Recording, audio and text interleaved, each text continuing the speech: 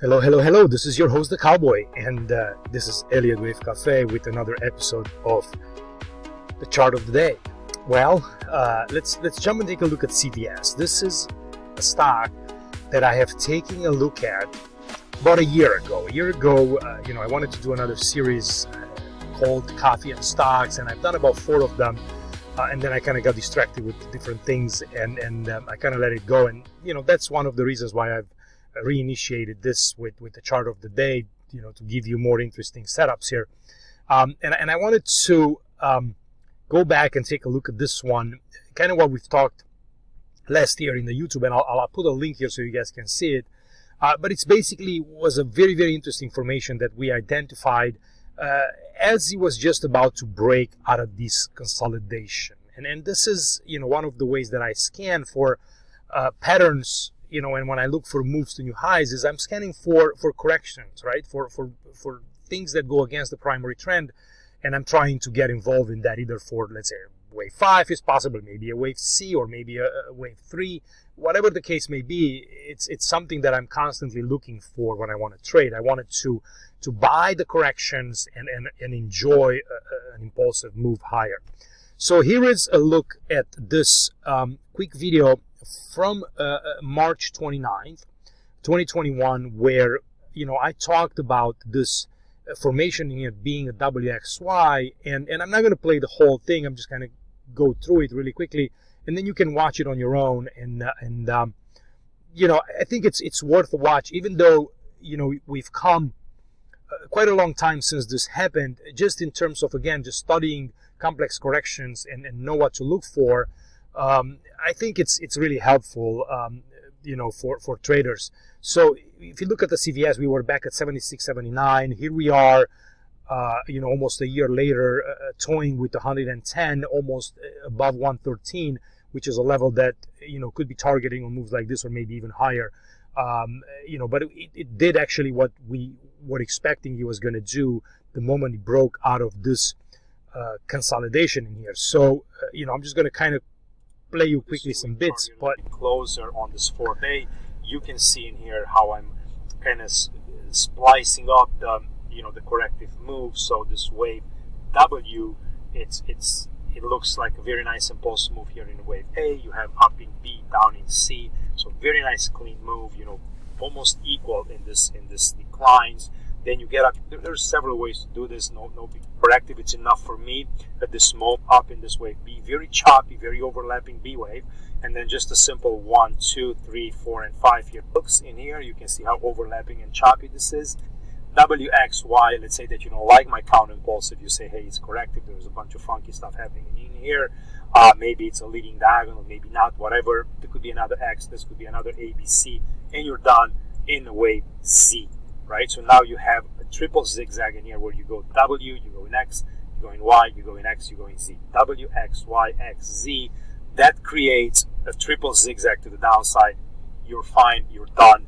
The move in here, it's impulsive now. You go in a 1, you come here in this double zigzag. There's another 1 in here in 2, and this is a 1, possibly another 2 information, and we're looking much higher. So as long as we're challenging these highs, I think you have a nice inverted head and shoulder in here, left shoulder, right, to the next couple of years.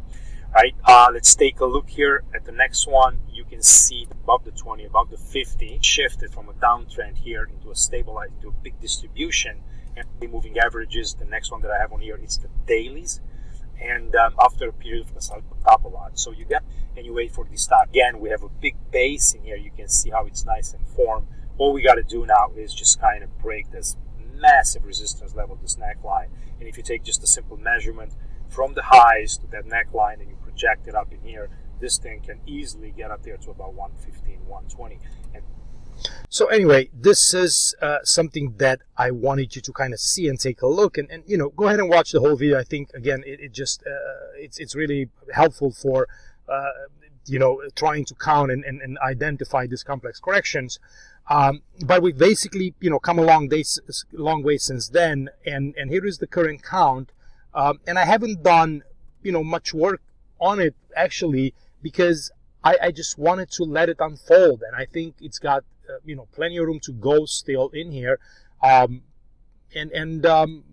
longer term, I don't even care much about it because let's say that if this is a fourth, maybe this is a fifth, and you want to take some profits. But I think, if you look at the 1 month chart in here, it's still a pretty big uptrend in CVS. Let me just kind of hide some of these out, right? And here's how it looks. You got corrections, and they're all against the trend. And this thing can continue to move higher and develop. CVS is a great company. I think it pays a good dividend. And it might be one of those slower ones, but I think it's a mighty fine one. And listen, I might not recommend you buying a CVS up into these levels, but I want you to be aware of kind of where things are getting interesting. And this is the theme in all my videos, pretty much.